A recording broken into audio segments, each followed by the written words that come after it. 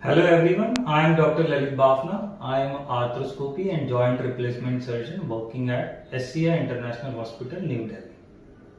Today's topic of discussion is meniscus tear and its treatment option. There are two types of meniscus inside the knee joint. One is a medial meniscus, another is a lateral meniscus. Usually these menisci has an important role of shock absorption. Basically, whatever compression forces knee experiences, this meniscus spreads this compression forces across the entire surface of the shin bone or tibia. Another role meniscus plays is like a job. It provides a secondary stabilization, it provides lubrication, and it helps in a force transmission.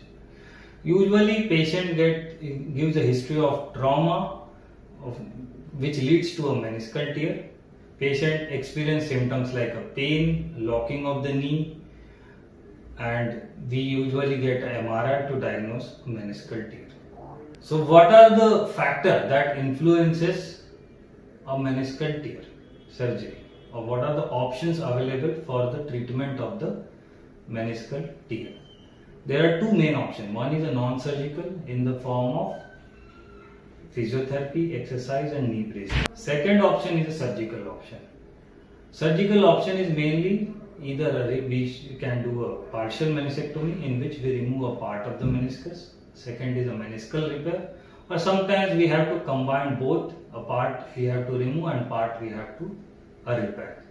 So to understand what should be done for which patient or which type of the tear, we need to understand certain factors about the meniscus, or rather we have to classify the meniscal tear. Suppose a meniscal tear is classified depend on duration, whether it is an acute tear or it is a chronic tear. If tear is less than 3 months old, we call it that acute tear, in which we give option of repair. If tear is an old chronic one, then we usually go ahead with the partial meniscectomy. Another thing, which part of the meniscus is torn, that is a meniscus attached to the capsule of the joint, that is outer 1/3. We called it as a vascular part of the meniscus or red zone. If tear is inside of the knee joint, then we called it as a avascular zone of the meniscus, that is a white zone, or tear involving in between area, that is a red-white zone. So usually red zone and red-white area, that is peripheral 2/3 of the meniscus, we can go ahead with the option of meniscal repair. And if it involves inner 1/3, that is the avascular zone, we go ahead with the meniscectomy. Third thing, what is the pattern of the tear? Whether it is a horizontal tear, whether it is a longitudinal tear, whether it is a vertical or a bucket handle type of tear, whether it is a radial tear, flap tear or complex tear. So usually that MRI do help in diagnosing this pattern of the tear, but actually during or while doing arthroscopy, we do an actual classification of the meniscal tear. So longitudinal or horizontal tear, sometimes bucket handle tear, we can still undergo option of meniscal repair.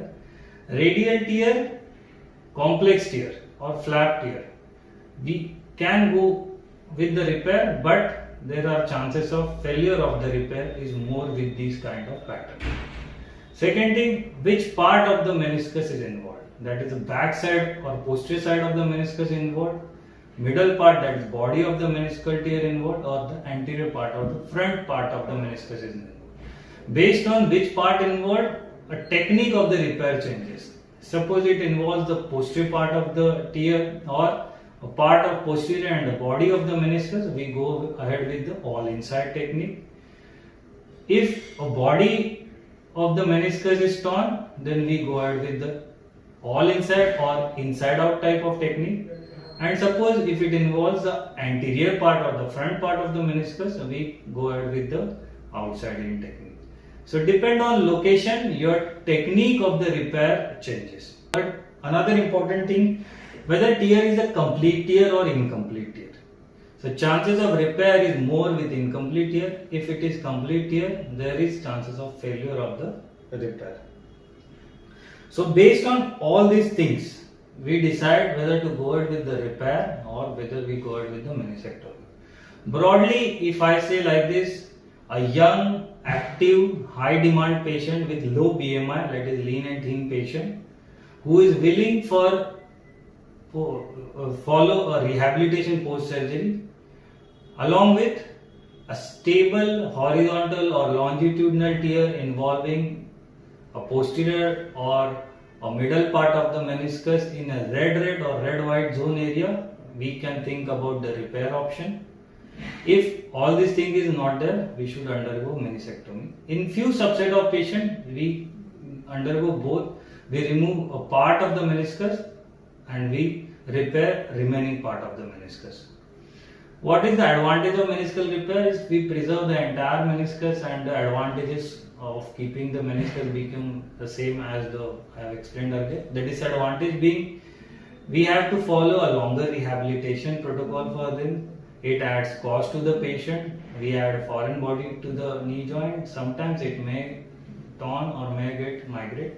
And if meniscus fail to heal over a period of time, we have to undergo a repeat surgery to remove part of that.